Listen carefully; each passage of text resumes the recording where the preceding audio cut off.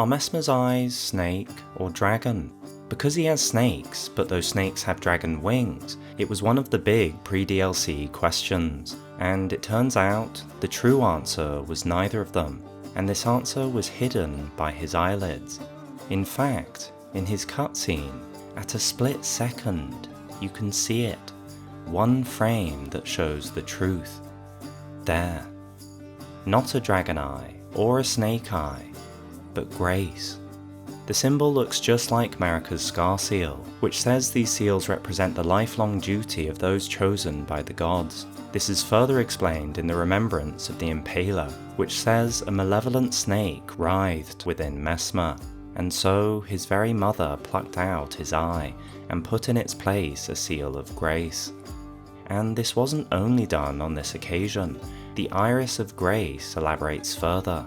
In the realm of shadow, this artifice was employed by the priests of the Erdtree to quell the fears of their flock to magnificent effect. In Messmer's case, however, this eye served as a seal that blocked the base snake within him, and by destroying it, he unleashes this serpent's power. Messmer dies anyway, and so, with his last words, he curses his mother. Mother. Marika, a curse upon thee. There has been a ton of community discussion about the furnace golems leading up to release. Everyone has noticed various details, but we spotted something we haven't seen mentioned. This dragon head, here, placed on the hip. Or is the dragon head poking out from the whole body of a dragon, burning inside the basket? It's so small we almost didn't see it. Now, Miyazaki said in an interview that the enemies of these war machines are burnt inside them. Given the crusade of Messmer against the Spiral Settlement and the Horn Scent, it makes sense that there is a similar design to Omen Horns that we can see. It also makes sense that there would be similarities with Fire Giants, who were enemies of the Erdtree too. But why the dragon? Could it imply that the modern dragons and Bale somehow crossed Messmer's path as well? Somehow, dragons were involved in this period, and the answers will surely have some big lore implications. While there are of course plenty of lore details that change everything, what about missing details that could change everything? If you follow the formless mother, god of blood, your eyes turn red.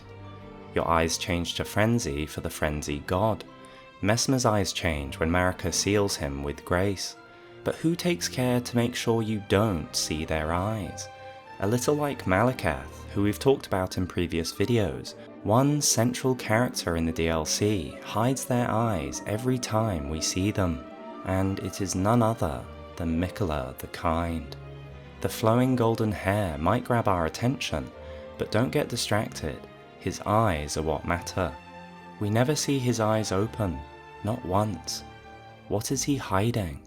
Perhaps if we saw his eyes, it might reveal he isn't so committed to compassion after all. But the DLC has also presented some who were previously disliked in a more positive light. Moore is an endearing merchant found early in the DLC. He says how he likes what he does, bringing joy to many, including the Forager brood. Ansbach then says the Forager brood are Moore's brethren, and that they are not our foes. Oh, you must mean Sir Moore. Sir Moore traffics with the Forager brood, his brethren, who collect supplies from all corners of the land. No doubt they find inspiration in his many virtues. These are not your foes, Tarnished.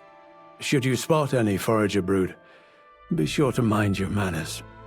It turns out that this Forager brood are none other than the kindred of Rot, the pests.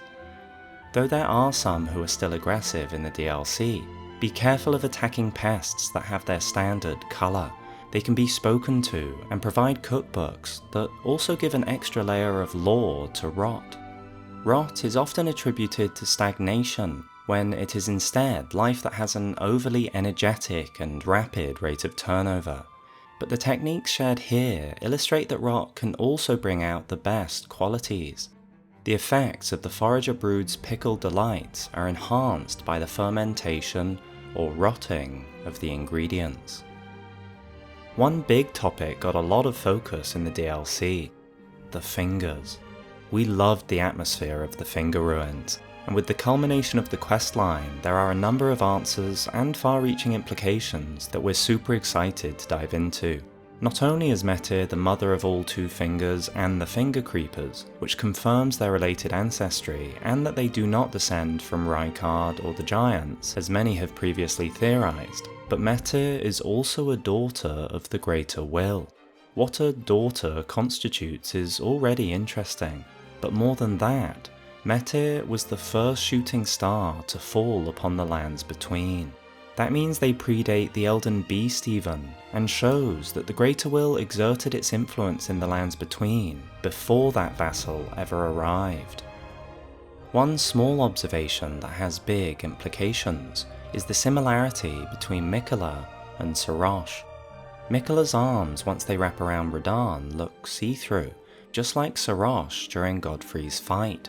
However, we only kill Godfrey once he has slain Sarosh and becomes Hoarah, but he can only slay Sarosh once the Beast region has become physical. So what about killing Miquella? When we kill Radahn, Miquella's arms still wrap around him, and they still look like spirit. So if we now look at the remembrance of Hoarah, we see no Sarosh, but in the remembrance of Radahn and Miquella, we see both of them. So the question is, if Miquella was in this spirit form when we killed the boss, is he dead, in soul and body? How can we know? Just when we think someone in Elden Ring is dead, they come right back. Mog, Radahn, it never ends. What if Miquella, or even Malenia, are alive and well, waiting for us around the next corner? Something that always felt confusing from the base game was the story of the blind swordsman. Blade in hand, the swordsman sealed away an ancient god, a god that was rot itself. How did he manage this alone? And if he did, what then happened since we never meet them? Well, in the DLC there is a weapon called the Dancing Blade of Renar. Strikes enemies with a dancing assault when executing a strong attack. An attack that is the exact same as that of the flowing curved sword. Strong attack unleashes a series of strikes akin to a dance, offering a glimpse into the legend. We finally have some background to go on. There is still lots to unpick, such as why the Blue Dancer no longer has the unique unending dance Ash of War, not to mention the stark colour contrast, and we can't wait to dive into it all. Miriam, the preceptor found in the Carian study hall, is infamous, with his damn ranged sorcery and always teleporting away to even more precarious locations, but the DLC shed some light on their role with Miriam's vanishing. The curator of the study hall was such a master of this sorcery that it now bears her name. So the study hall was her domain specifically. No wonder she makes it so hard for us to explore. Perhaps Miriam also feels responsible for keeping the path to the Divine Tower hidden for Ranni. The Messmer Soldier Helm says the engraving upon the forehead is a Shadowtree design. On the Black Knight armour, the engraving above the heart is a Shadowtree design. There are a number of depictions of the Shadowtree, unsurprisingly, but it felt oddly familiar somehow. And then we remembered the mysterious stone entrance to the Erdtree. Perhaps it's just us, so let us know your thoughts in the comments, but does the Shadowtree design not seem to be the same as that at the top of this stone relief?